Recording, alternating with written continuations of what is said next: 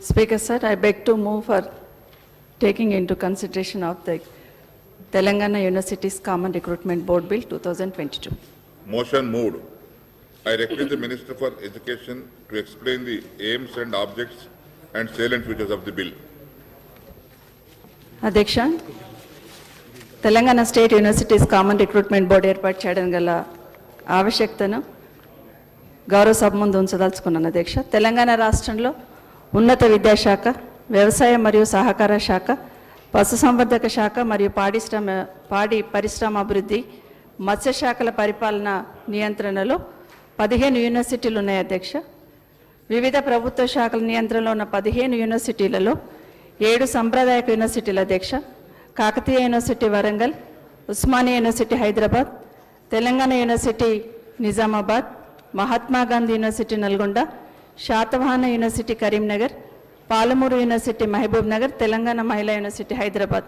తెలంగాణ యూనివర్సిటీల చట్టం 1991 ప్రకారం ఏర్పడడం జరిగింది. అధ్యక్ష, ప్రొఫెసర్ జయశంకర్ తెలంగాణ రాష్ట్ర వ్యవసాయ university Hyderabad, doctor Ambedkar BR Ambedkar సార్వత్రిక university Hyderabad, Potti Sriramulu Telugu university Hyderabad, PV Narasimha Rao Telangana పశువైద్య university Hyderabad, Shri కొండా లక్ష్మణ్ తెలంగాణ రాష్ట్ర ఉద్యానవన యూనివర్సిటీ ములుగు, రాజీవ్ గాంధీ సాంకేతిక విజ్ఞాన యూనివర్సిటీ బాసర, జవహర్లాల్ నెహ్రూ సాంకేతిక యూనివర్సిటీ హైదరాబాద్, జవహర్లాల్ నెహ్రూ ఆర్కిటెక్చర్ మరియు ఫైన్ ఆర్ట్స్ యూనివర్సిటీ హైదరాబాద్ వేర్వేరుగా వాటి సొంత చట్టంలోచే ఏర్పడడం జరిగింది. అధ్యక్ష, సంబంధిత యూనివర్సిటీల చట్టం కింద యూనివర్సిటీలోని పలు బోధనేతర ఉద్యోగాల నియామకాలకై వేరువేరు నిబంధనలను పొందుపరచబడ్డాయి. అధ్యక్ష, బోధన మరియు బోధనేతర ఉద్యోగాల నియామకాలను ఏకీకృత మార్గదర్శకాలు లేకపోవడం వల్ల ఉద్యోగాల నియామక ప్రక్రియలో ఇబ్బందులు ఏర్పడుచున్నాయి. అధ్యక్ష, ఈ ఇబ్బందులను అధిగమించేందుకు బోధన మరియు బోధనేతర ఉద్యోగాలకు ఒక ఉమ్మడి నియామక బోర్డు ద్వారా కేంద్రీకృత నియామక ప్రక్రియ చేపట్టడం అవసరమని ప్రభుత్వం భావించింది. అధ్యక్ష, ఏప్రిల్ 12, 2022 నాడు జరిగిన మంత్రిమండలి సమావేశంలో ఒక ఉమ్మడి నియామక బోర్డు ద్వారా ఉన్నత విద్యాశాఖ మరియు వ్యవసాయ సహకార శాఖ, పశుసంవర్ధక శాఖ మరియు పాడి పరిశ్రమ అభివృద్ధి, మత్స్యశాఖల పరిపాలన నియంత్రణలో ఉన్న యూనివర్సిటీలలోని బోధన మరియు బోధనేతర ఉద్యోగాలకు కేంద్రీకృత నియామకం చేపట్టాలని తీర్మానించడం జరిగింది. అధ్యక్ష, రాష్ట్రంలోని వైద్య యూనివర్సిటీని మినహాయించి ఇతర యూనివర్సిటీల్లోని బోధన మరియు బోధనేతర ఉద్యోగాలకు కేంద్రీకృత నియామకాలకై ఒక ఉమ్మడి నియామక బోర్డును ఏర్పాటు చేయడం జరిగింది. అధ్యక్ష, జూన్ 23, 22 నాటి ఉన్నత విద్యాశాఖ వారి GOMS నంబర్ 16 ప్రకారం శాసనం చేయడం ద్వారా వాటి సంబంధిత యూనివర్సిటీల చట్టం సవరించాలని నిర్ణయించడం జరిగింది. అధ్యక్ష, యూనివర్సిటీ చట్టంలో పొందుపరిచిన బోధన మరియు బోధనేతర ఉద్యోగాలకు ప్రత్యక్ష నియామకం ద్వారా వ్యక్తుల ఎంపికకు సంబంధించిన కొన్ని నిబంధనలను రద్దు చేయడం ద్వారా కొత్త చట్టాన్ని తీసుకురావాలని నిర్ణయించడం జరిగింది. అధ్యక్ష, ఈ బిల్లును తీసుకురావడంలో ప్రభుత్వ ఉద్దేశాన్ని సభ ముందు ఉంచడం జరిగింది. కావున గౌరవ సభ్యులందరూ ఈ బిల్లును ఆమోదించాల్సిన విజ్ఞప్తి చేస్తున్నాను. అధ్యక్ష, డిస్కషన్. శ్రీధర్ బాబు గారు. అధ్యక్ష, ఫండమెంటలీ అధ్యక్ష, ఈ బిల్లుకు సంబంధించి ప్రధానమైన అభ్యంతరం విశ్వవిద్యాలయకున్న అటానమస్ క్యారెక్టర్, అటానమీని కోల్పోవటం జరుగుతుంది. అధ్యక్ష, మొత్తం యూనివర్సిటీస్ విశ్వవిద్యాలయానికి సంబంధించిన ప్రతి ఒక్క అంశాన్ని కూడా ప్రభుత్వ ఆధీనంలోకి పోతా ఉంది. అధ్యక్ష, రిక్రూట్మెంట్ జనరలీ కూడా ఈ యూనివర్సిటీస్కి సంబంధించి అధ్యక్ష UGC నామ్స్ ప్రకారం కానీ మన చట్టాల ప్రకారం కానీ వారికి యూనివర్సిటీస్కు సంబంధించి వారి ఖాళీలను భర్తీ చేయడానికి వారికి అధికారాలు ఇవ్వటం జరిగింది. ఆ అధికారాలన్నీ కూడా ప్రభుత్వ పరంగా ఉన్న అధికారుల చేతిలో వెళ్తా ఉన్నాయి. అధ్యక్ష, ఈరోజు కామన్ రిక్రూట్మెంట్ బోర్డుకు సంబంధించి ఎవరు ఉంటారు అధ్యక్ష? IAS ఆఫీసర్స్ దాంట్లో రిక్రూట్మెంట్ బోర్డులో ఉంటారు. అధ్యక్ష, మీరు ఇచ్చిన బిల్స్కి సంబంధించిన అంశం విషయంలో సీనియర్ IAS ఆఫీసర్లు రిక్రూట్మెంట్ బోర్డులో ఉంటారు. అధ్యక్ష, అకాడమిక్ సంబంధించిన విషయంలో అక్కడ ఉన్న వైస్ ఛాన్సలర్కు సంబంధం లేకుండా, అక్కడ ఉన్న స్టాఫ్కి సంబంధం లేకుండా రిక్రూట్మెంట్ పూర్తి స్థాయిలో జరుగుతుందని మీరు చెప్తా ఉన్నారు. సో అటానమీ అక్కడే కూలిపోయింది. యూనివర్సిటీస్కు సంబంధించి వారి ఐడెంటిటీ కూలిపోయింది. Government is only there to regulate madam. పూర్తి స్థాయిలో గవర్నమెంట్ దాంట్లో కూడా మనం ఆలోచన చేస్తే we have to bring in parity between a public university and private university. Private university పరంగా ఏ విధంగా నడుపుతారు, వారి స్టాండర్డ్స్ ఏమున్నాయి?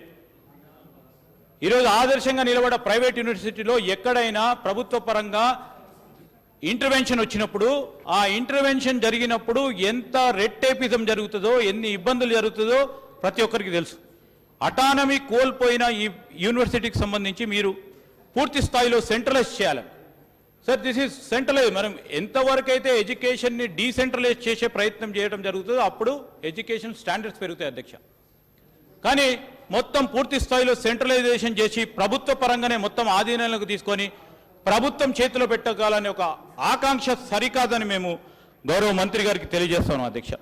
ఇప్పుడు మనం చూస్తే అధ్యక్ష, ఈరోజు మీరు కామన్ రిక్రూట్మెంట్ బోర్డు చేపడతామని నిర్ణయం చేశారు.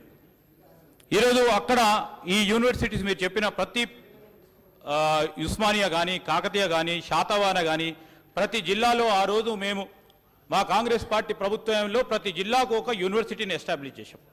అది కూడా గవర్నమెంట్ పరంగా ఈరోజు ఒక యూనివర్సిటీని ఎస్టాబ్లిష్ చేశాం.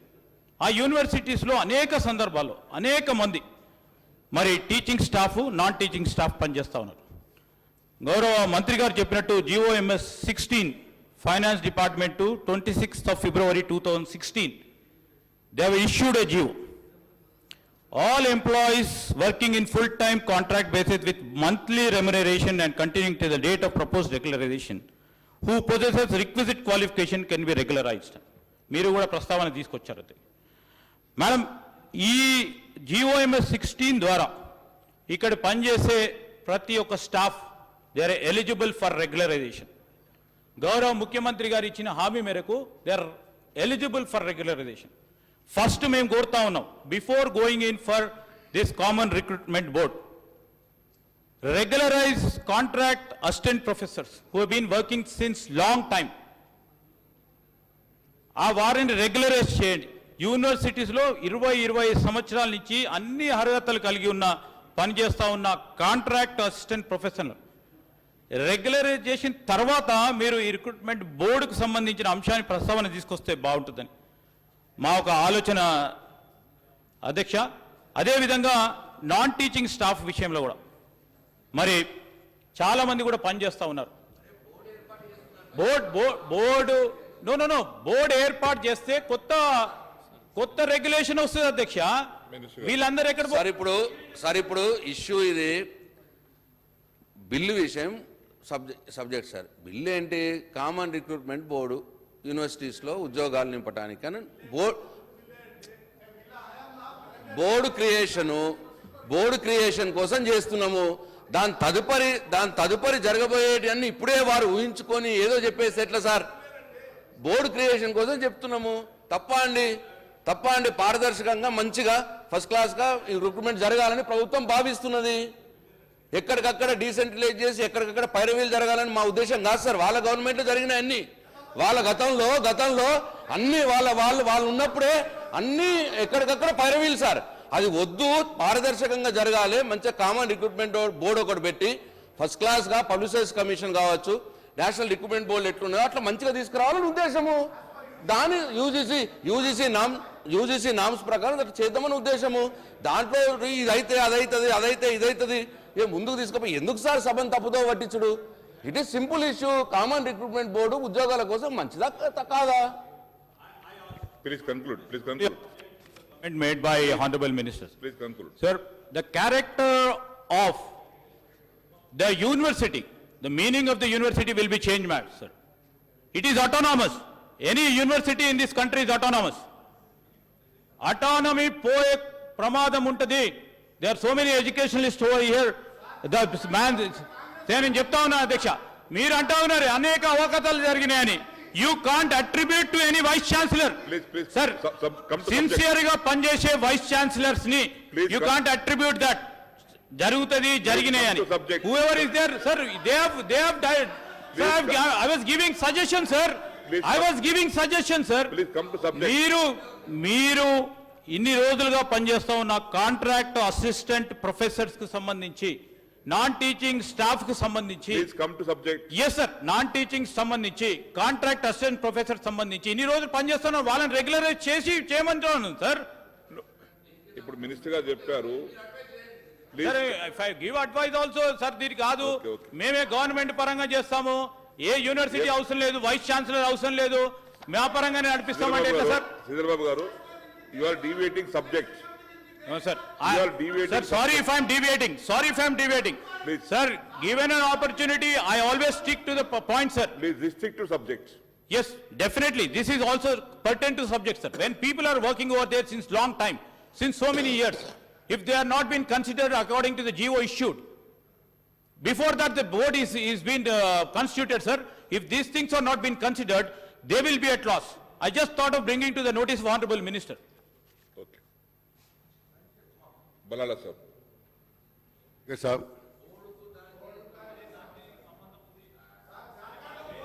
हुकूमत की जानिब से जो बिल पेश किया गया है उसकी हम तायद करते हैं, और साथ ही साथ मैं ये भी कहना चाहूँगा आपके ज़रिए मिनिस्टर साहिबा को कि 1998 डीएससी में जो क्वालिफाइड हुए थे वो आज तक क्लियर नहीं हुआ। हम इसके बारे में कई बार गवर्नमेंट को रिप्रेजेंटेशन दिए, मैडम को पर्सनली रिप्रेजेंटेशन दिए, ये आज तक ये क्लियर नहीं किए। और उसके साथ ही साथ ये भी डाइट लेक्चरर्स का गवर्नमेंट की प्रोसीडिंग्स है इसके अंदर 2016 की, कि इनको hence the principals of government are requested to engage services of eligible candidates in the existing vacancies, लेकिन इसके ऊपर भी कोई अमलावरी नहीं हो रही। मिनिस्टर, हम बारहा बात कर आपके डायरेक्टर के पास भी, वो कोई लेडी है उनके पास भी हम बारहा भेज रहे हैं, लेकिन इसका कोई समाधान नहीं किया जा रहा है। ये काम करिए मैडम, ये ज़रूरी है। और उर्दू मीडियम के अंदर 39 पोस्ट्स के एक ज़माने से पेंडिंग है, 69 गेस्ट लेक्चरर्स का, उनका सेल्फ फाइनेंस के अंदर उनको रेगुलराइज करने का, आज तक वो भी नहीं हुआ। तो हम आपकी इस बिल की तायद करते हैं, साथ ही साथ आपके इल्म में जो ये खामियां हैं, जो कमियां हैं, जो पूरी नहीं हो रही, जिसकी तरफ से इन लोगों को, टीचर्स को, लेक्चरर्स को तकलीफ हो रही है, हम गुजारिश करते हैं कि ये एक बार आप एक मीटिंग बुलाकर इसका समाधान करिए ताकि इनकी तकलीफ दूर हो सके। शुक्रिया।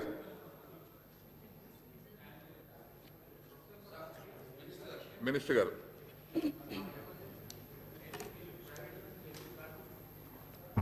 అధ్యక్ష,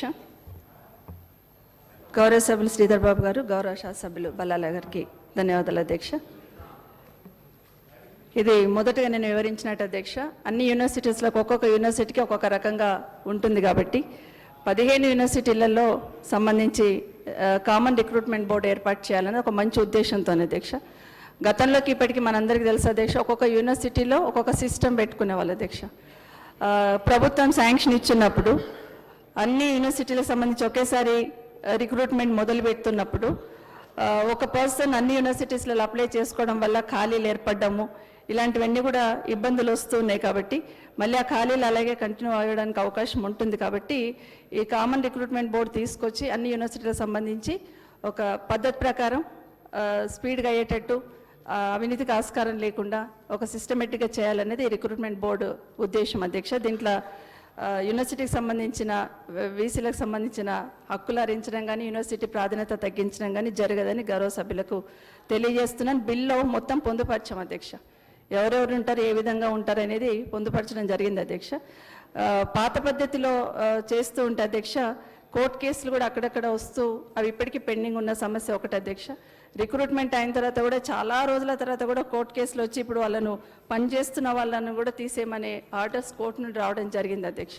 అట్లాంటి అభద్రతా భావంతో ఉండొద్దు అనే ఉద్దేశంతో, ఉదాహరణకు అధ్యక్ష, కేయూలో కానీ టీయూలో కానీ జరిగిన నియామకాలలో అప్పుడు జరిగిన నియామకాల అవకతవకలు జరిగినాయి, వీళ్ళని తీసేయండి అని చెప్పి కోర్టు ఆర్డర్ ఇవ్వడం జరిగింది అధ్యక్ష. అట్లాంటివన్నీ రాకుండా ఉండేటట్టు యూజీసీ నిబంధనల ప్రకారం ఎక్కడ డివేట్ కాకుండా తీసుకురావడం జరుగుతుందని కూడా మరొకసారి మనవి చేస్తా అధ్యక్ష. ముఖ్యంగా ఈ బోర్డులో ఎవరుంటారనేది బిల్లోనే పొందుపరచడం జరిగింది అధ్యక్ష. బోర్డు అధ్యక్షుడిగా విద్యామండలి చైర్మన్ ఉండడం జరుగుతుంది అధ్యక్ష. ఉన్నత విద్యామండలి చైర్మన్ గారు ఉంటారు అధ్యక్ష. అదేవిధంగా ఈ డిపార్ట్మెంట్ సంబంధించిన సెక్రటరీస్ అధ్యక్ష, ఉన్నత విద్యాశాఖకు సంబంధించిన సెక్రటరీ గారు ఉంటారు అధ్యక్ష. అదేవిధంగా వేరే డిపార్ట్మెంట్స్ కూడా ఉన్నాయి, అగ్రికల్చర్ యూనివర్సిటీ కానీ, అదేవిధంగా యానిమల్ హస్బెండరీ యూనివర్సిటీస్, వాటికి సంబంధించిన సెక్రటరీ కూడా ఒక మెంబర్గా ఉంటారు అధ్యక్ష.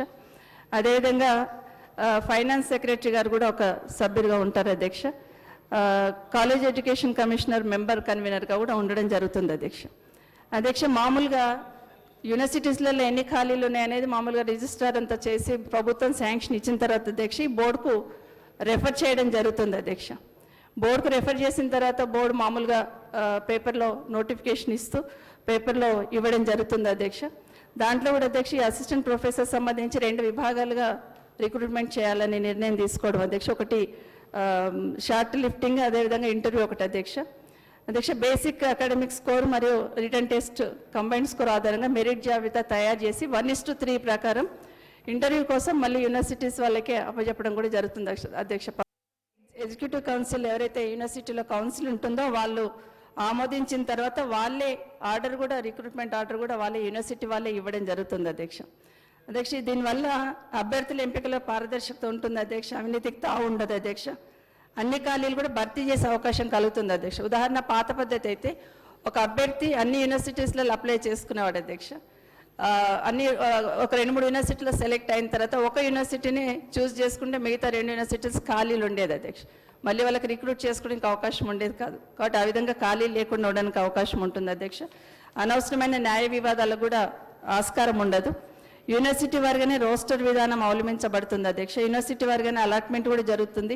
యూనివర్సిటీ వారిగానే సీనియారిటీ పదోన్నతులు నిర్వహించబడతాయి అధ్యక్ష. దీంట్లో బోర్డుకు సంబంధించి రిక్రూట్మెంట్ వరకే వీసీల ఆధ్వర్యంలోనే చేయడం జరుగుతుందని కూడా మనవి చేస్తుంది అధ్యక్ష. ఈరోజు మనందరికీ తెలుసు అధ్యక్ష, దాదాపుగా 3,000 పైచిలకు పోస్టులు ఈరోజు యూనివర్సిటీలకు శాంక్షన్ ఇవ్వడం జరిగింది అధ్యక్ష. 296 ప్రొఫెసర్లు అధ్యక్ష, 776 అసోసియేట్ ప్రొఫెసర్స్, 1434 అసిస్టెంట్ ప్రొఫెసర్ల నియామకం ఈ బోర్డు ద్వారా చేపట్టబోతా ఉన్నాం అధ్యక్ష.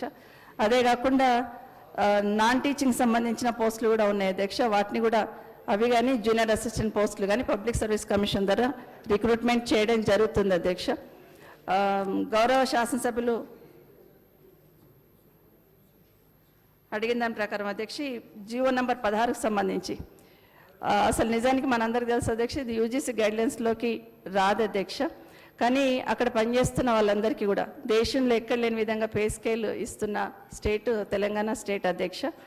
అయితే బోర్డు ఏదైతే మనము కాన్స్టిట్యూట్ చేయడానికి పర్మిషన్ ఇస్తే దాంట్లో గైడ్లైన్స్ ఫ్రేమ్ చేస్తారు అధ్యక్ష. కాబట్టి దీనివల్ల ఎవరి ప్రాధాన్యత తగ్గదు అధ్యక్ష, ఇంకా పారదర్శకంగా ఉండడానికి అవకాశం ఉంటుందని కూడా మరొకసారి విజ్ఞప్తి చేస్తూ ఈ బిల్లును ఆమోదించాల్సిందిగా మీ ద్వారా సభను కోరుతాను.